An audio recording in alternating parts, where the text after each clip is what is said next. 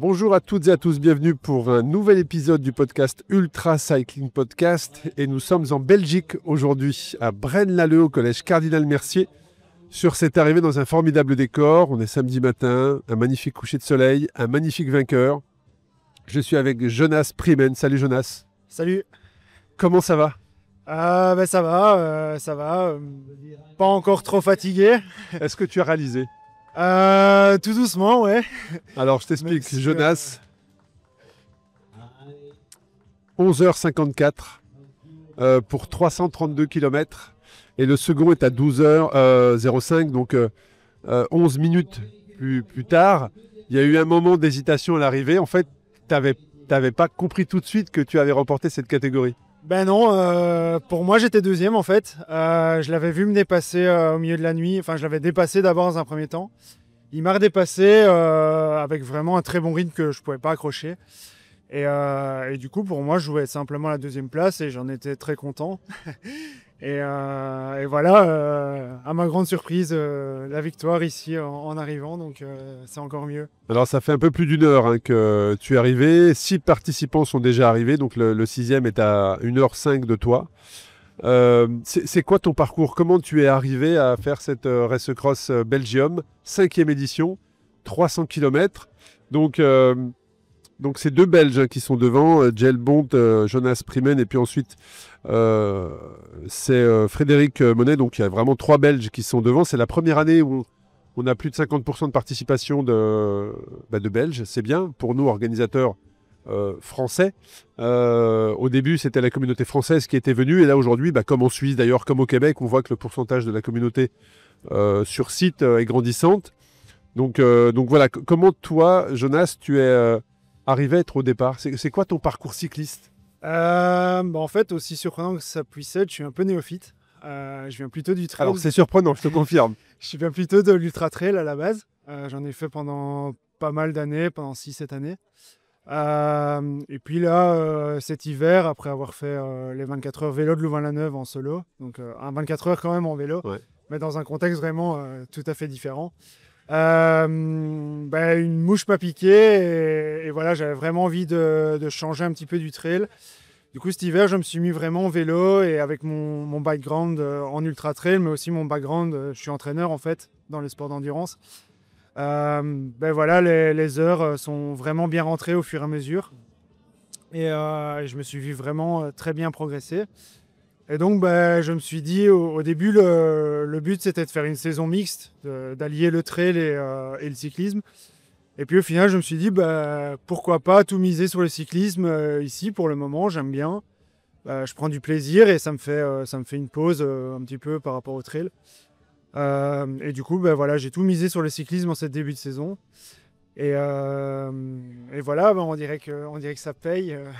En fait, il n'y a pas vraiment de hasard. Donc, quand j'écoute ton parcours, je pense à Pauline qui a remporté le 300 km en Espagne au scratch en 12h30 minutes. Toi, tu mets 11h54, donc ça positionne encore la performance de Pauline de manière plus importante, qui vient du trail.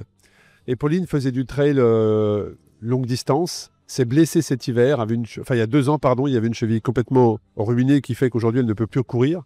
Et elle s'est orientée comme toi vers le cyclisme et elle performe. Ce qui me fait dire, moi en tant qu'organisateur, qui ai créé ce concept-là il y a maintenant 8 ans, que on arrive probablement dans une ère où les trailers vont arriver sur l'ultra-distance. Tu vois, quel est ton avis sur ça? Je pense que déjà c'est très complémentaire. D'ailleurs, on a vu le gagnant de l'UTMB l'année passée qui s'entraînait quand même pas mal en Alors, vélo. les trailers en foncier font tous du vélo. Tous du vélo, exactement. Et voilà, exactement, dans un contexte de blessure, ça tombe à pic. Et voilà, et moi, ce que j'ai vraiment remarqué par rapport au trail, c'est que quand on sait déjà faire pas mal d'heures en trail, on sait faire quasiment le double en vélo, on est porté, il n'y a pas de choc. Les genoux nous remercient quand même pas mal. Et en fait, moi j'arrive quasiment à faire le double d'heures d'entraînement avec la même fatigue, voire moins, à la fin de la semaine. Donc voilà, je passe 2 fois plus de temps à m'entraîner. Et du coup, je me vois progresser vraiment énormément, que le trail était assez limité au niveau mécanique. Enfin, en tout cas, moi, j'étais assez limité au niveau mécanique. après les grosses semaines. Et voilà, ça permet de... Je pense que c'est pas mal de combiner les deux pour pouvoir progresser. Et question alimentation, parce qu'effectivement, même si on pourrait penser que c'est de l'ultra-distance, de la longue distance, et donc l'alimentation, elle est identique, c'est pas vraiment le cas des échanges que j'ai pu avoir avec les trailers. Puisqu'en trail, quand tu fais de la longue distance, le fait de s'alimenter est assez traumatisant parce qu'il y a des chocs et tout pour l'organisme. C'est assez différent du vélo, comme tu l'as dit, c'est un sport porté. Est-ce que tu as dupliqué ton apprentissage et ton expérience du trail au niveau de l'alimentation dans la longue distance sur le cyclisme, ou tu l'as adapté? En fait, c'était un de mes gros points de travail cet hiver, parce que ça a été un gros problème que j'ai eu en fin de saison l'année passée, c'était l'alimentation, et j'étais très malade à la fin des courses. Et donc, j'ai voulu vraiment travailler ça cet hiver. J'ai beaucoup mangé à l'entraînement. Et parce qu'en fait, c'est comme tout, ça s'entraîne. Exactement, totalement. Intestinal. Et bon, après, les dosages par heure sont plus ou moins équivalents. Moi, ici, sur l'épreuve, j'essaie de tourner entre 75 et 100 grammes. De glucides par heure, voilà, je précise pour les... liquides et solides. Donc voilà, après c'est clair que c'est plus facile à digérer sur le vélo, en tout cas c'est mon impression, même si j'ai eu quand même assez mal au ventre au milieu de la nuit, on y reviendra peut-être. Mais voilà, il n'y a pas de secret pour moi, il faut mettre du carburant dans la voiture si on veut qu'elle roule. Et voilà, essayer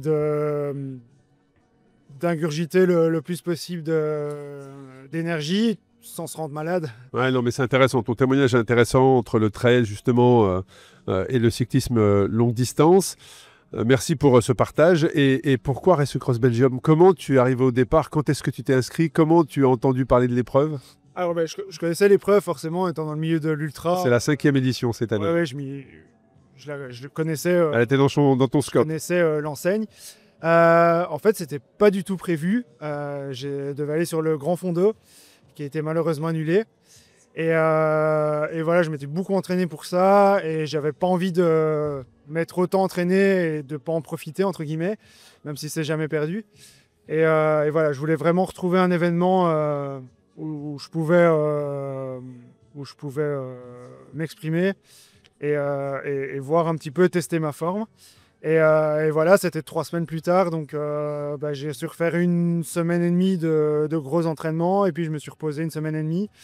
Et puis me voilà au départ il y a 12 heures, et voilà, je suis très content. Et j'avais pas prévu de faire vraiment d'ultra cette année, je voulais faire plutôt du court. Et au final, chasser le naturel, il revient en galop. C'est clair. Je me suis retrouvé sur un ultra, et voilà, les sensations sont revenues très vite. Et au final, je sais que c'est dans ma nature, je sais que j'adore ça, moi. Donc je suis très content d'être revenu là-dessus. Bon, génial. Et voilà, je pense que là, c'est reparti pour un tour. Alors, on t'a vu partir hier. Moi, je me souviens très bien de ton départ, parce que j'étais au bout de ce couloir de lancement, et je me souviens très bien de ton départ. On a vu le matériel, on a vu le vélo, un magnifique vélo. Les jantes, le regard, le virage, le premier virage, le coup de pédale. Et quand tu es parti, on s'est regardé avec l'équipe d'organisation, les bénévoles, et on s'est dit, alors lui, il n'est pas venu pour acheter du terrain. Tu vois, on a vu que dès le départ, c'était engagé. Quelle était ta stratégie? De partir fort. Je savais qu'on avait le vent dans le dos. Exactement. Les 130 premiers kilomètres, et je voulais en profiter. Et le vent est tombé dans la nuit. Oui, voilà, exactement. Donc je me suis dit, bon, en revenant, on l'aura de face, mais pas trop. Et en allant, on l'aura de dos quand même beaucoup, donc autant en profiter. En plus, de ne pas avoir beaucoup roulé cette semaine, j'avoue que j'avais un peu des fourmis dans les jambes. Et j'avais envie de profiter aussi de la première heure de luminosité. Je savais que c'était... voilà, avec le soleil, je pouvais rouler un peu plus fort aussi.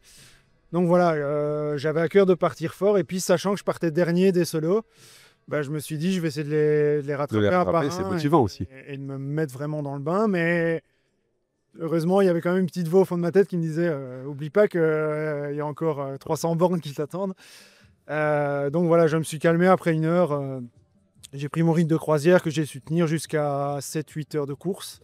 Et après, ça a un petit peu dégringolé, mais pendant 7 heures de course, ça a été vraiment nickel à mon rythme. Alors, tu es belge. Pour les personnes qui nous écoutent, qui n'ont pas forcément regardé le parcours, au programme, il y avait quand même le Koppenberg, le mur de Grammont, le Paterberg. Enfin, il y avait des monuments du cyclisme belge. Est-ce que tu les avais déjà roulés, j'imagine? Le mur de Grammont. Alors, peut-être pas tous de manière aussi condensée et en une seule sortie. Non, j'avais pas fait la partie plus à l'ouest du Tour des Flandres. J'avais fait le mur de Grammont 2 fois, le Ouais. Bosberg. Mais Le j'avais Bosberg pas est difficile aussi, ouais, ouais. Enfin, ils sont tous difficiles en même temps. Mais... Ça va, c'est le Patenberg qui m'a posé Ouais, le. un peu plus long, ouais. Ouais, Ouais. très Et en raide. 2 niveaux, ouais, ouais, c'est vrai. Très raide. Ouais, et non, mais c'est clair que moi j'avais des frissons dans les montées. Ouais, Voir les inscriptions au sol, tu t'imagines. ouais, t'es c'est tout sûr, seul c'est dessus, sûr. Non, donc non, mais c'est sûr, tu tu es dans sais, une atmosphère. laisser libre cours à ton imagination Alors, et c'est- t'imagines 4000 personnes Alors, sur c'est des bords. exactement ce que je voulais te dire. C'est marrant que tu en parles. Hein, parce que moi, je l'ai fait effectivement en reconnaissance. Et quand tu passes, même en pleine journée, tu es seul, effectivement, mais tu t'imagines, tu entends presque les gens, tu vois. Ouais, C'est incroyable. ouais, mais tu sens que voilà, T'as cette ferveur, ouais. ouais, Ouais. c'est un des lieux historiques du cyclisme. Et voilà, quand tu es fan comme moi de cyclisme depuis des années, ben, ça a vraiment saveur particulière. C'est comme un footballeur qui irait jouer Complètement. au stade du Real Madrid ou quelque chose comme ça. Moi, j'allais dire la Saint-Etienne, mais bon, c'est Ouais, différent. Chacun sa ref. mais Mais je suis preneur hein, du Real, si c'est possible. ouais, non, c'est clair. Ça avait vraiment une saveur particulière. Après, les enchaîner comme ça sur le retour, c'était costaud. Puis en plus, moi, je suis en monoplateau, donc Ouais, j'ai vu. j'ai Ouais. un monoplateau de 50 à l'avant, donc Ouais. j'ai Et pas le derrière, choix que de bourriner dans les t'as combien? 34. Ouais, donc. Ah, je devais envoyer 350 watts. Voilà, et dans Grandmont, je me suis lâché, j'ai mis 500 watts. Parce que je savais que c'était le dernier. Bon, il y avait le Bosberg derrière, mais je savais que c'était le dernier. Donc, et je savais, j'avais monté à l'entraînement, donc Ça je passait. savais que ça passait à bloc.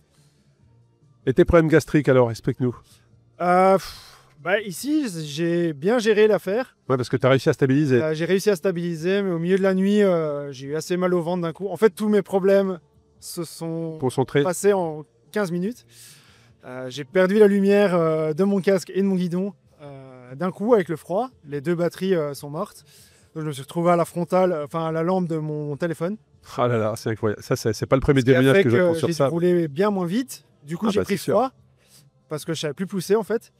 Et du coup, j'ai pris vraiment froid d'un coup. En plus, il y avait des poches d'air froid le long du canal et l'air était vraiment glacial. Est-ce que c'est ça? Est-ce que c'est autre chose? J'ai commencé à avoir mal au ventre. Là, Donc le je me froid, suis c'est dit- possible. Hein. Ouais, avec le Probablement. froid et voilà, un peu de stress quand même, parce que je me suis dit, il reste 2 heures là sans soleil, j'ai plus de lampe. Est-ce que je suis premier? Est-ce que je suis deuxième? Est-ce que je m'arrête pour essayer d'en réparer une et de la charger? Ah, ça aurait été probablement fatal avec le recul si tu te serais arrêté. Ouais, clairement. Mais voilà, sur le vélo, faut rester lucide, t'es dans l'effort. Voilà, j'étais. Donc voilà, est-ce que c'est ça que j'ai un peu pris pour moi et certainement tout a un petit peu joué. Et l'expérience a un peu parlé. Moi, à mon deuxième ravito d'eau, j'ai fait une gourde que à l'eau pure. Et je me suis dit, il me faut de l'eau Ouais, claire pour rétablir. pour faire tourner tout. Ah ouais, nettoyer tout. complètement. Et voilà, j'ai bu ce bidon d'eau claire, j'ai arrêté de m'alimenter un peu pendant 1 heure. Et c'est assez bien passé. Donc après ça, j'ai pu continuer à remanger un petit peu et à reboire un petit peu de boisson avec du sucre. Et voilà, ça m'a permis de tenir jusqu'au bout. Et j'ai fini tout pile, j'avais plus de barre, j'avais plus de bidon, j'avais plus rien, c'était Tu as calculé. optimisé. Ouais, c'était calculé à la barre près quasiment. Mais voilà, là pour le coup, c'est l'expérience qui m'a aidé sur ce coup-là. Ouais, bravo, bravo, bravo. Parle-nous aussi de ton expérience justement sur SO Cross Series. C'est toujours intéressant pour nous, organisation, de connaître un peu le parcours, à savoir quand tu es arrivé hier, le contrôle vélo, le briefing. Voilà, toi qui as l'habitude d'expérimenter de l'ultra trail, quel univers tu as découvert sur notre événement, quelle ambiance, le parcours, l'arrivée, enfin voilà. Si tu avais un partage à faire sur ça, un retour d'expérience. Une À chaud. ambiance très relax à l'arrivée. Le fait d'être là quand même pas mal d'heures d'avant pour le check du matos, etc., ça permet de tout faire en étant vraiment cool. Sans stress. D'ailleurs, j'étais même pas habillé cycliste ou quoi, on aurait dit un touriste.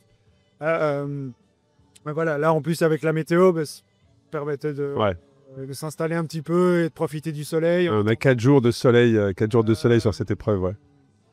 Après, c'était assez particulier ce départ à 20h30 parce que je suis réveillé depuis 9h du matin hier. J'ai pas su dormir, j'ai pas su faire la sieste forcément. Et donc, j'ai passé un peu ma journée à... Pour nos amis français, un Belge qui dit j'ai pas su, c'est je n'ai pas pu. Voilà. J'ai pas pu dormir hier, j'ai pas pu faire la sieste. Enfin, j'ai pas réussi à faire la sieste.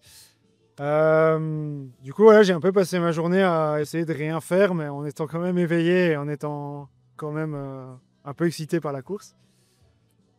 Donc voilà, mais une atmosphère très chouette. C'est chouette de voir un petit peu les stands. J'ai trouvé l'orga très accessible, très relax. C'était vraiment très chouette. J'ai parlé avec quelques participants aussi avant le départ de la course. Et voilà, C'était cool à l'arrivée, hein, parce qu'on a vu le second qui est arrivé lui parce qu'il était parti plus tôt, ouais, donc qui est arrivé avant toi, mais dans le chrono, ben non en fait. Ouais. Et c'était intéressant parce qu'il était assis, il regardait le chrono, on savait pas jusqu'à ce que tu arrives, et puis après vous avez discuté tous les deux, et puis tu as découvert, tu as appris que tu étais vainqueur. ouais. Et donc c'était vraiment un moment sympa, ouais. Ouais, c'est vraiment un moment sympa. Et de manière générale, j'ai l'impression que c'est un peu l'ambiance sur les ultras. Exactement. Oui, que ce soit cyclisme ou trail, généralement, Vraiment, c'est très il y a chaleureux. l'humilité, il y a de l'humilité dans tout ça. Voilà, je pense que tout le monde est assez humble et on fait ça par passion en fait. On Exactement. fait pas ça.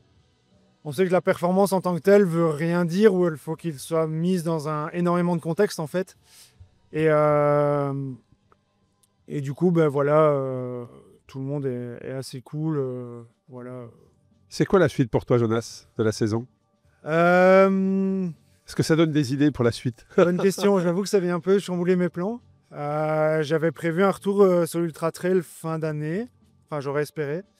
Parce que je cours plus beaucoup là. Je cours une fois par semaine, quelques kilomètres pour dire deux. Mais voilà, j'aurais voulu reprendre l'Ultra Trail fin de saison. Après, ce qui s'est passé cette nuit chamboulé un petit peu tout dans ma tête. Donc, on verra. Bon, en tout D'abord cas, un petit peu de repos. ouais, je Parce que pense. j'avoue que là, ça fait 6 mois que je m'entraîne vraiment beaucoup. Ouais. Et que j'attends d'avoir un événement où je peux me donner à fond et tout donner. Et voilà, là c'est passé et j'ai envie de profiter un petit peu parce que c'est quand même beaucoup de sacrifices. Et je comprends. Mais en tout cas, ça a payé. Bravo. C'est une ligne à ton palmarès, hein, le 300 km de la 5e édition de Race Across Belgium. Donc, on a eu le retour de beaucoup de participants aussi qui nous ont dit qu'ils avaient probablement plus souffert sur le plat avec le vent que dans les bergs, que dans les ascensions. Donc, Ludovic, qui nous accompagne à tracer le parcours, s'est engagé à l'année prochaine de faire que des bergs. Comme ça. Je sais pas, c'est quoi ton avis sur ça? Est-ce que tu as souffert du vent sur les plats? En fait, sur le plat, j'avais vraiment une très bonne allure dans un premier temps. Je pense que c'est ça que j'ai remonté beaucoup de gens. Je les passais vraiment très vite. Et j'avais une bonne position sur le vélo, j'avais pas mal au dos, j'étais vraiment bien installé sur ma machine. Mais j'aime bien les deux, j'aime bien le grimper aussi. Donc finalement pour moi c'était un bon mix parce que j'aime bien de rouler et voilà, j'aime bien d'envoyer des longues longueurs sur le plat à un rythme constant, et j'aime bien le grimper aussi de temps en temps, ça change de rythme et voilà, ça permet d'avoir un effort un petit peu différent pour casser les moments monotones sur le plat. Je comprends. Donc voilà, ce qui a été le plus dur pour moi c'est la fin par contre, plus que les bergs. Ah oui? Ah oui. À la fin, je me suis dit, ils ont déménagé Braine-l'Alleud, c'est au signal de Botrange maintenant, au Bastogne. Pendant la nuit, ils ont tout bougé. Et j'ai l'impression que ça fait que monter pour revenir en fait. Enfin, après la fin des bergs. C'est ce qu'on nous a dit effectivement. Et parce qu'en fait, il n'y avait plus de partie roulante. Soit on descendait des trucs techniques où tu savais même pas pédaler, soit tu montais des petites rues, etc. Et ça s'enchaînait non-stop en fait. Ouais. Il n'y avait pas 3 km de plat où tu pouvais un peu relancer. Tu t'es dit, Braine-l'Alleud a été positionné à 1700 mètres d'altitude, c'est pas possible. Ah ouais, franchement, je me suis dit, c'est passé un truc pendant la nuit, c'est pas possible. Bon, en tout cas, un grand bravo à toi, Jonas. 11h54 pour 332 km. Je sais pas si... À chaque fois, je le dis, mais il faudrait vraiment se rendre compte de la performance de ces athlètes. C'est incroyable. Un grand bravo à toi. Je me rends pas compte moi-même. Faut laisser passer quelques temps, quelques jours, quelques semaines peut-être, voire quelques mois pour que tu réalises la performance.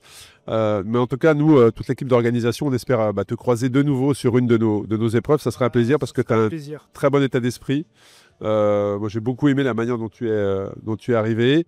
Et puis, j'en profite pour remercier également tous les partenaires. On est situé sous la tente de notre partenaire Origine, qui est présent aujourd'hui et qu'on remercie d'ailleurs de cette présence et de cet engagement.